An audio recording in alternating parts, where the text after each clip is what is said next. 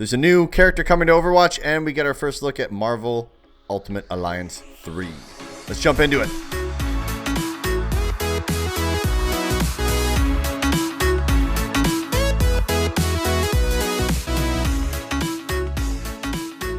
What is up, guys? Welcome to episode number 89 of Diggity, a video game podcast. I'm Jeff James. With me, as always, the incredible, the ruler of Wyoming, Luscious Brody Faults. That's a new one. Yeah, I like that. Yeah, I'm coming never for you, been. Wyoming. Never been, Me either. but he's gonna rule it. How you been, buddy? I've been good, man. I've been pretty sweet. I've been, I'm tired, as are you, but you're probably way more tired than me. But work's been good. It's just been some crazy projects recently, but it's all good. Played some video games. Yeah, and it's been good. And Craig, you never get online. Yeah, and Craig, you probably never hear this podcast anyways. So that's whatever. true. Yeah, way to go. Fuck you, How about Craig. I'm good. Like you said, I'm tired. I just came off of working nights for the whole weekend, so I'm a little beat. Got a couple hour nap in today, but I'm here, man. I'm good.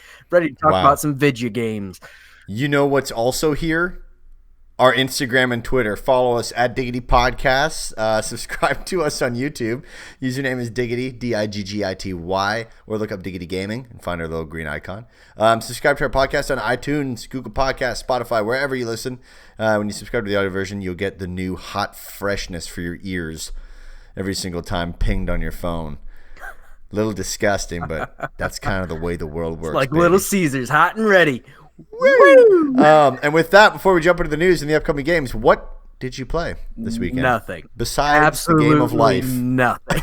The game of life. I was playing the game of life. I'm not sure if I won or lost, but it was nothing, man. I played Overwatch, got pissed off, turned it off. Overwatch. Dude, I was playing competitive. Ooh. And I just kept going up and down, up and down. I'd be going up, and I'm like, yeah, great, awesome. And then I go right back to I'm pretty sure I finished 4 points above what I had before. I had some, I don't want to sound rude, but I had some bad teams. Yeah. When I play solo and competitive, especially in the ranking that I'm at right now, and it's a grind to get up there, I mean, there's just people that just wouldn't move. Yeah. Like, it's not a fact that they can't play. It was just, there's people who just sit there at the spawn. Oh yeah, they go AFK and they're just hanging out. But I guess I did play a little bit of one game today, and we're actually going to get into it later. But I started playing Marvel's Ultimate Alliance 3, The Black Order. So that's the only thing I played, and I played it for a few hours today. So good stuff. Sweet. I did Overwatch, Dr. Mario, and what else? The mobile Dr. Mario? Dr. Mario World or whatever? Okay. Yeah. It's kind of, it's whatever. Yeah. I mean, it's probably going to make them a ton of money. Oh, Every single other mobile app that they've come out with has made them a ton of money. Yeah. So I'm sure this one will, but. And it's got that Candy Crush kind of feel to it. It does, but it pisses me off that you're not matching shit. You are, but you got to drag the pill. Yeah. And the way that the pill drags is freaking annoying. And then you got to remember that, I mean, it's cool with some of the mechanics because it's like, oh yeah, I can use this pill twice technically because once it turns into one little dot, I can move it, Right. And get the other stuff. But you forget about it and then you get pissed off. Yeah, it's interesting. I don't know exactly how I feel about it quite yet. I've played a little bit here and there, but I don't know. I don't generally play a whole lot of games on my phone. It's just not generally what I'm doing. I'm usually looking for news for this podcast. Yeah, cool. Never-ending job. Jump into upcoming games. Yes. So July 24th, EA Access is coming to the PlayStation 4. Not really a game, but a service. But if you like, as we've talked about before, if you like sports games, this is a fantastic deal. On July 25th, 60 Seconds Reatomized is coming to PC. Interstellar Space Genesis is coming to PC. Kill la Kill If is coming to PC. Songbird Symphony is coming to PC, PS4, and Switch. And Tech Corp is coming to PC. On July 26th, Fire Emblem Three Houses is coming to Switch. Hell yeah. Kill la Kill If is coming to PS4 and Switch. Remothered Tormented Fathers is coming to Switch. That sounds really fucked up.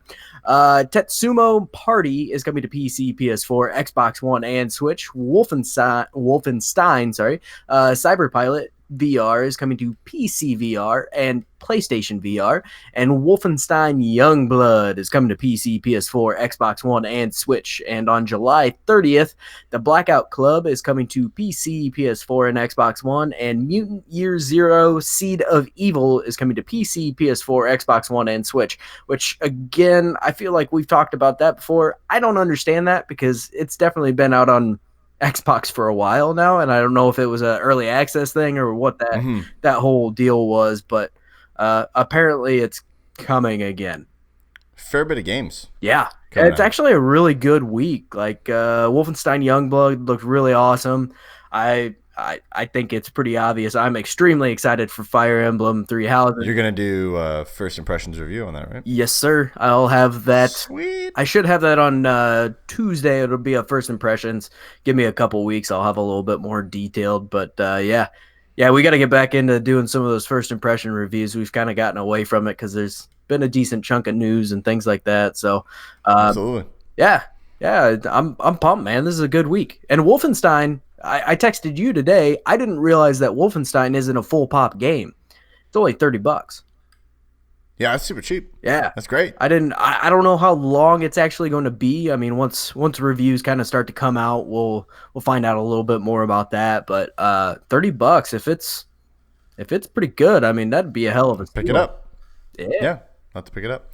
Cool. On to news. Overwatch has revealed a new character. So the backstory for this character is he's originally known as Dr. Sebren de Kuiper. Gosh, it's hard. And now has the ability to control gravity after an experiment gone wrong on the International Space Station, creating a black hole. Just an average, Tuesday. The accident caused severe psychological damage and caused him to be detained and deemed unsafe for years under the name Subject Sigma.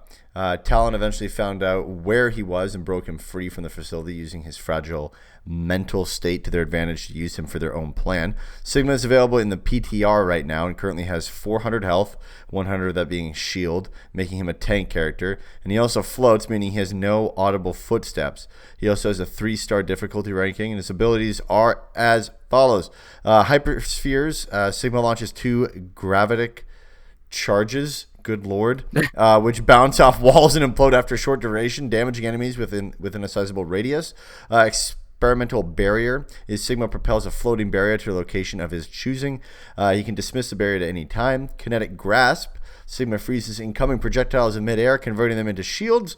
Accretion. Sigma gathers a massive debris and flings it at an enemy to knock them down. And his ultimate is gravitic flux, which is unleashing his full power. Sigma takes flight, lifts enemies in a targeted area, and launches them into the sky before slamming them back down, which is also pretty unique. I'm pretty happy about that. Yeah, I'm interested to see how that looks. So yeah, cool. It said that many people have noticed that Sigma from Overwatch is strikingly similar to Sigma from Mega Man X. What? Some similarities are as follows. Both villains did not start out as bad guys. Deteriorating mental states and powers gained from an accident. Somewhat similar designs. They're both bald and sporting some pretty crazy robot-esque armor, and they are both obviously named Sigma. So that's kind of the findings of the inner nerd community, inner video game nerd community. I'm stoked for this character. I think he's different enough where it when I first saw him, I'm like, oh god, is this going to be like the male version of like Moira? Yeah, you know what I mean. And then when I looked more into it and I saw some people on PTR doing it, it was nice to see the just how different he is. And the ultimate's really cool. I like that. I like the suspension. I like how he's a tank, to be honest with you, because I mean, a lot of people disagree with me, or they think that we need less tanks, and I think we need more tanks in Overwatch. I'm just happy they finally added a character that doesn't heal himself or herself, because the last like 4 characters they've added have some way of healing themselves. So I mean, he's got a shield. That's the only difference, right? Yeah. I haven't looked into it though. The shield, is the shield damage. Does it take less damage than a normal character would? There's quite a few characters that have the shield. I think the biggest thing is you just can't heal back that shield portion of their health. No, okay, so it's when with you from the start. But this is kind of interesting. You kind of start to see that they're running out of ideas to an extent, because if you look at his hyperspheres, he launches 2 charges that bounce off of walls, and it's kind of similar to Moira in a way. I mean, they similar mechanics, but I like how it's got an AoE. Yeah, it's got its own thing. I think there's still, while a lot of the ideas are somewhat similar, I think they're still different enough that the character will definitely feel unique. I mean, the last character they added, Baptiste, I absolutely love playing as Baptiste. He's a lot of fun to play as, and he's very, very different character. Makes healing fun. Yeah, which is not generally the case, because that's coming from somebody who mained Mercy for a very long time. It's me holding down buttons for an extended period of time while you and Craig go in and have fun.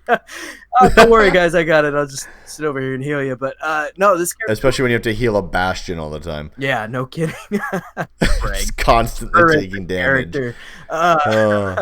But no, I think this character is super cool. I like that they made him kind of batshit fucking crazy. I think that's an interesting twist. I mean, almost a little Joker-esque to an extent. But yeah, they have a lot of potential. I hope they do a short on him like they did some of the other characters, where they're like the 10-minute videos and like they animated backstory, like a more than what we got in the trailer. That would be really interesting to watch. This is cool, man. I don't know how they're going to fit this into the menu. The character menu. I mean, my God, it is so difficult to see it. I've got almost a 60-inch television, and it's still fucking hard to see on the character menu who I might be selecting, because it also moves so fast, right? Oh, yeah. It's crazy.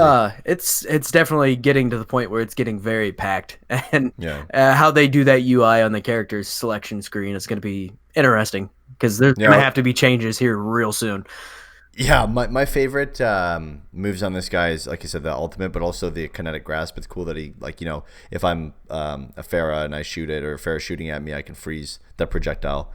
Yeah, and the fact that he converts it into a shield is kind of interesting, rather than, you know, just like projecting it back at him or something like that, which is I would assume when it means shield, do you think it's like I think it'll be just like a small barrier made out of it. Attached to it. Yeah, I imagine it's not going to be like each individual, you know, projectile is creating a blockage of some sort, but I imagine it'll just kind of do like a centralized, like, hey, you caught a bunch of stuff, almost kind of like Diva's shield in a way, I would imagine. But I think that's neat, because I most of the time, when they do something like that where they're catching projectiles, the big thing that a lot of companies do and games do, or you actually launch the projectiles like back at whoever shot them at you or something, you know.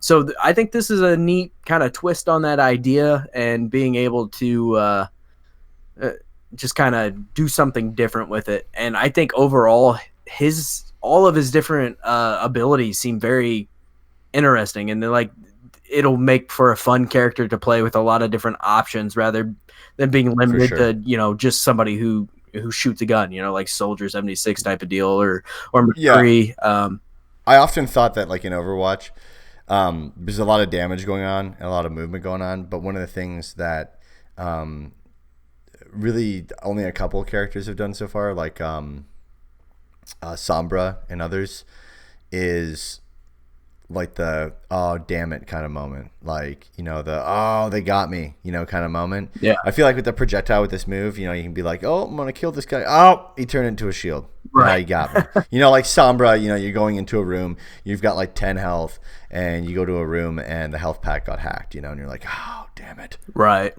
Like I did other characters for me, just, I mean, most of the characters don't do that for me when I'm playing Overwatch. It's more just about making sure you're getting those headshots. Yeah. Those crit shots, baby. Hell yeah. Yeah, I think sweet. I think this is cool. I'm excited to play him once he comes out of the PTR, because I don't play on PC, so I can't play the PTR, but sweet. Hell yeah. Ubisoft has also joined the Blender Foundation's development fund. Last week we talked about Epic's support of Blender and how they might not be as evil as we expect, but they very well could even have a bigger evil plan. But Ubisoft has actually now joined the foundation as a corporate gold member, which sounds prestigious as fuck. Ubisoft not only plans to help fund the foundation, but will also be using Blender for productions and assign developers to contribute to Blender's open source projects. Pierre Jacquet? How bad was that? Pierrot. Head of okay, I think. You're more familiar with French than I am. The head of production at Ubisoft Animation Studios says Blender was an obvious choice for us. Its strong and engaging community paired up with the vision carried by the Blender Foundation makes it one of the most creative DCC of the market. Good news keeps coming, says Blender Foundation and oh my god, says Blender founder and chairman Tan Rosendahl. Tan, yeah, it is Tan. I thought I read that wrong. It's such a miracle to witness the industry jumping on board with us. I've always admired Ubisoft as one of the leading games and media producers in the world. I look forward to working with them and helping them find their ways as contributors to our open source projects on blender.org. So, Blender making bank. Cool. Blender's killing it right now. Damn. Hey, Nintendo has a JoyCon drifting issue. Many Switch owners have been complaining about drifting issues with the joysticks of the Joy-Cons after a while. This is not something that is new, but is beginning to become far more popular and gain quite a bit of traction recently. Owners not only are complaining about the drifting issues, but also Nintendo's lack of response and the expense of an official Nintendo repair or replacement of the controller as a whole. A Switch owner with an electrical engineering degree on Reddit by the name of Rain Bopython. I think it's Rainbow Python. Oh shit! It's Rainbow Python. Well, Rainbow Python detailed it fucking sucks when they're all. Oh, I know. It's all mashed together. Detailed the very possible cause of the issue. He says, as the sticks move around, the sliders inside rub along contact pads. The sliders have metal prongs that, when rubbed against the graphite contact pads, creates a pretty decent amount of graphite debris that end up affecting input readings, causing the drift. The use of better materials would completely bypass this issue and make the Joy-Cons have a far longer lifespan to justify the high price tag that they currently have. I'm laughing because, first of all, you said higher materials. It's never going to be made of that. No. They're selling these fucking things for like $90. Oh, yeah. That's crazy. There's no way. You can try to fix the drifting issue yourself by using rubbing alcohol or compressed air. Nintendo, in an indirect way, emitting guilt, even recommends scrubbing it with a dry toothbrush. But both of these options are not guaranteed to fix the issues. To be honest with you, before we continue on this one, you really should just be taking care of your controllers in general. Yeah, I mean, it's not like you're getting food down in there, though. It's something inside of the controller. But I mean, even my Xbox controllers, I mean, call me weird, but like I'll take I have an eyeglass cleaning cloth that I have as a spare, and I just take that once in a while, and I wad it up, and I push the analog stick down on the Xbox controller, and just kind of get in there and just scoop up like what might be in there. Yeah, or might not have fallen in yet. I don't know. I just feel like these things are not. It's not like just buttons anymore, right? On a pad. Yeah, there's a lot of shit going on in there. See, and you kind of clean it. You clean your phone. I mean. Yeah, I disagree though, because at the same time, I mean, I've used Xbox controllers for years and years and years, and I mean, cleaned them pretty minimally, and never had very many issues. Whereas a Switch controller lasts maybe a year, and that's all you get out of it. So that's not really a fair comparison. I don't think it's like the full excuse, but I mean, and even then, I've used compressed air on one of my controllers, and it still doesn't work. So I mean, where's it fucking have to go? It's just gonna go sit later in somewhere else on the controller. That's my problem. But you also can't get an eyeglass or like a towel or anything down in there very well either. So there's still only so much you can really do about it without completely disassembling the controller. Which I've actually done that as well and cleaned out my controller. Because I swapped out the shells on it, and when I took them apart, I was like, "Hey, I might as well clean it while I'm here." And it was a couple months later, maybe 2 months later, it started having drift issues. So that's awful. It's weird. It's one of those things that some people are using the same GameCube controller they've been using for 15 years, so it's not to say you could take better care of the controller is fair, but at the same time it should last longer than a year, especially when you're asking $70 for these controllers. And it is wild. The price. It's bizarre. It is an issue, and like I said, I'm fighting that with one of my Joy-Cons now. I just don't want to go out and buy another one right now. Could you imagine? This scares me with the Switch Lite because you can't attach those things. Yeah, that's a big issue as to why this is coming up now, because people are concerned that once the Switch Lite comes out, that's the hope, right? But at the same time, like you said earlier, probably not. They're not going to use better materials. So probably not.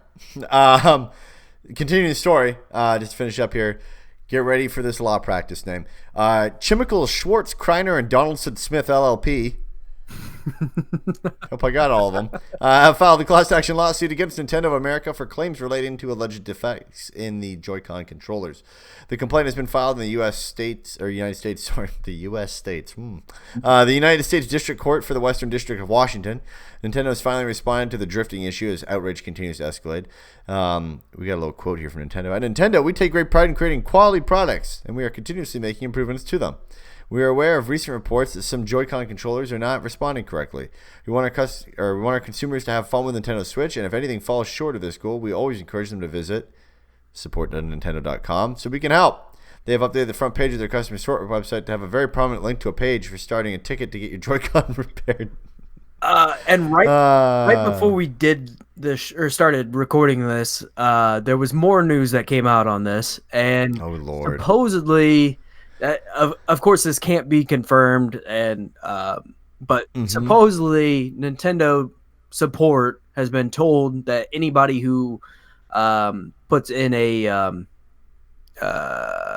ticket for a Joy-Con repair, supposedly the repair is supposed to be free of cost, regardless of whether they're in warranty or not. Again, this is all rumor at this point. I mean, it just came out, so we don't have any real confirmation. It's just somebody that works in Nintendo support that is supposedly leaking this information. So take it with a grain of salt. But this is an issue. This is now escalating. That's probably going to end because now people are going to take advantage of it. Right. Yeah. It's only a matter of time before that got completely, blown out of proportion anyway. But this whole situation has escalated. It's something I've kind of been hearing about probably since about 8 months after the Switch released. But it was usually, a case here, a case there, no big deal. But as more people have had their Switches for longer, more Joy-Cons are starting to have issues. And now it's kind of being known that it's an overall issue with the quality of controller. This is getting to the point where it's probably going to get out of hand real quick. Yeah, I mean, I will say when I first got my Switch, that's probably the cheapest feeling thing on the whole Switch. Oh, yeah, absolutely. I mean, aside from the screen, but I'm not really touching the screen that much. But yeah, those sticks, I mean, even the way that they spring back, it feels like any day that it's not going to spring back. Yeah. It's like one day. Like it just feels so dainty, Like it takes like zero force to move them, which is odd because it's a smaller thing. So like people would be cool if it had more force to it, I would feel. Yeah, you would think. It's a problem. They'll fix it. They'll fix it, but it won't be. This point, they have to. I mean, well, they're gonna have to for the Switch Lite because you junk out a whole console if that messes up. So people start not buying them, because of this. But yeah, I think after coming from Xbox controllers and especially like my Xbox Elite controller and going to use a Switch Joy-Con, they do feel significantly more cheap. What messed up on your Elite though? What happened there? That was also a drifting issue, which is also a known issue on the Xbox controller, which I got replaced because it was within warranty. But that the Elite controller, the first generation of it, wasn't really known for having the best build quality. I like them better than I do. It feels great. It feels fantastic, and Yeah. but yeah, there were some issues. Hopefully this second generation of the Elite controller is better, but yeah, it's weird because you can definitely feel that the joysticks are cheaper on the Joy-Cons, and Right. you can actually buy replacement joysticks for dirt cheap on Amazon, but not everybody wants to dig into their Joy-Con and try to fix that.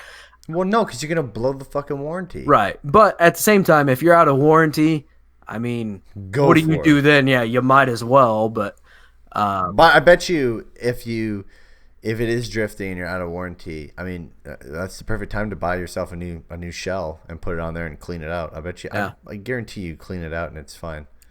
Like I said, I did mine and it didn't work. So What'd you clean it with? Rubbing alcohol? I blew it out really good when I had it all apart and everything. I mean, I went Oh, through it pretty extensively while I had everything apart and changing the shell on it. So, and it was that's literally wild. like 2 months later. I mean, I it's mean, I possible I could have imagine. fucked something up while I was in there as well, but I don't think Well, that was the case. I imagine that graphite when it rubs off. I imagine that you know there's some sweat and stuff from your hands and shit, and it gets in there and it mucks it. Yeah, graphite. From working with graphite a decent amount, it does not clean very well, especially if it gets No, it pressed just into the smears. substance. Yeah, it'll smear, and graphite is also conductive. So now you're getting, You're gonna short your shit yeah, out. you're getting improper, readouts and things like that, and it's just not, it's not ideal. That is not what they should have used inside of there. But I mean, Old school way of doing it. yeah, it's real old school. So the next thing we have here is actually my first impressions on Marvel Ultimate Alliance 3, The Black Order, which I just picked it up today, kind of been playing through it a little bit. I didn't have a ton of time. I've probably got, I don't know, maybe about 2 hours or so into it. So these are very, very first impressions here.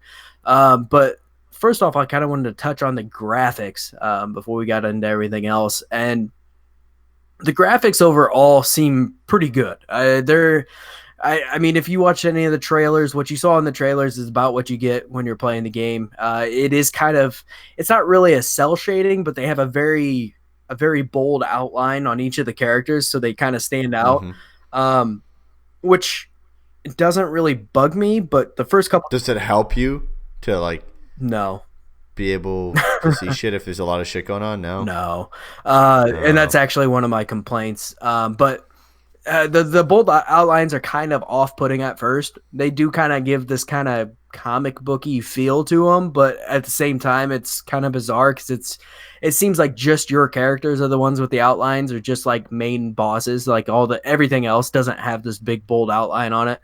Hmm. The cutscene animations, everything was good except for the mouth movements. The mouth movements feel very stiff and off, and they don't even remotely match up with any language at That's all. upsetting.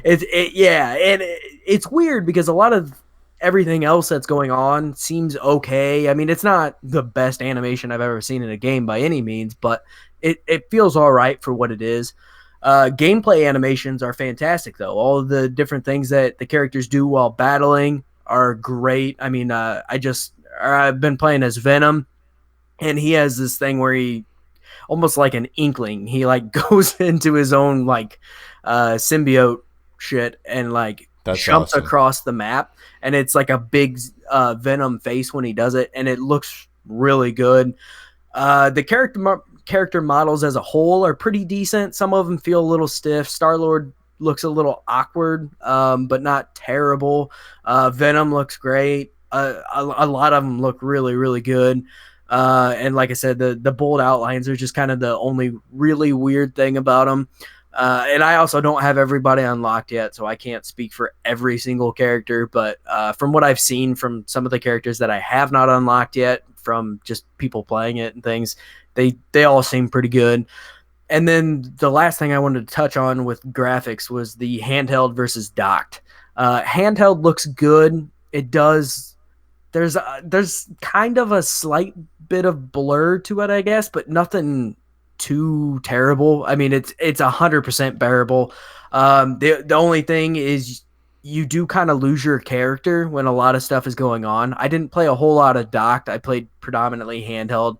But when you get into a fight with a ton of different characters, it's very easy to lose the character you're playing as because there's no icon above your character or anything. You're You solely don't looking. glow like green, like a green outline or a white outline either. They've got like a little almost like the Madden circle around your character, but if you get a bunch of people around you, you can't see it. So sure, it is a little tricky. I wish you had like a little icon above you or something showing where your character's at. Next is sound. The voice acting is actually very good. Oh, good. So like Nick Fury, if it's not Samuel L. Jackson, which I doubt it is, it sounds just like him. I mean, he sounds fantastic. Rocket Raccoon almost sounds exactly like Bradley Cooper. I mean, he sounds great. And they actually got Yuri, the guy who played Spider-Man in the Spider-Man PS4, to come back and play Spider-Man again. Is that Brennan Yuri? Yuri Lurenthal or something like that. Oh my god! Forgot his last name. I thought Yuri's his last name. Oh no, that's his first name. Whoops. But yeah, it's the voice acting is fantastic. There's a few characters that are a little bizarre, especially because you get so used to some of these characters being played by a certain person. So when you hear it, it's completely off the wall. The Green Goblin is voiced by Mark Hamill. So that's kind of a big name voice actor for that. And then that's pretty big. Yuri, who played Spider-Man, that's kind of a bigger voice actor. So they did really good on that. The writing seems pretty good so far. I haven't got into anything too crazy. It's not like the writing's life changing or anything. They're pushing a pretty straightforward Infinity Stone type of story here, but it does a really good job of capturing the personalities. Like Rocket Raccoon is very much like what you remember him from Guardians of the Galaxy. He has the same kind of spunk and the same just attitude overall. Thor is, Thor. Iron Man seems very much like Iron Man. All of those characters very much fit the personality of the character, which I think is fantastic and something you worry about with games like this. And they've actually made a few nods to the MCU. There's a spot where Rocket says something about this place looks familiar, and it looks just like the jail that they're in Guardians of the Galaxy 1. So just kind of those nice little nods for fans of Marvel and the MCU. Gameplay wise, it is a good beat 'em up. That is about what it is. It's kind of a lot of button mashing. You can dodge. You have special abilities type of thing. You can team up with the other characters. You put together a team. You can choose whoever you want. I mean, you can mix teams wherever. Just from the first level, you play as Guardians of the Galaxy, and then after that, you're allowed to use. Yeah, I mean, you can use Venom. You can use Miss Marvel. You can use Captain Marvel. They have a huge variety of people to play as, and you get different bonuses depending on who you put together as a team. They get certain team bonuses, like say there's a certain comic run where they all were on a team. There's like a bonus for that team. So like you're all X-Men and you get in there and. Yeah, and you can actually they have a list of all of these, and as you change your characters around, up in the right-hand corner, you can see the different bonuses that you'll get from that person on that team. So they make it pretty easy. It sounds like you can unlock costumes later, which I didn't. I had to look up because I don't have any different costumes right now. And I was going to say, if they did not put costumes in that was a huge missed opportunity, but they are in there. You got to do some of the harder, more challenging things to unlock them. And like I said earlier, it is easy to lose your character if it gets too chaotic. But overall, I mean, I think it only happened to me once or twice. It's super easy to switch between characters. All the buttons feel good. Everything feels very responsive. It plays like what you really would hope it does or would play like, especially if you played the first two Ultimate Alliances. It's extremely similar. The camera kind of sucks. I will say that if you walk into a room because everything's kind of an overhead kind of look. It reminds me very similar of like a Lego game where it's kind of overhead. Oh yeah, and it can be a pain in the ass. The camera can be a pain in the ass. The combat feels kind of similar to that. I mean, a little bit more detailed, but nothing too crazy so far. But yeah, the camera will lose you when you walk into a room sometimes. So sometimes you have to walk out of the room and back into the room, and then all of a sudden the camera will work right where you can actually move it around.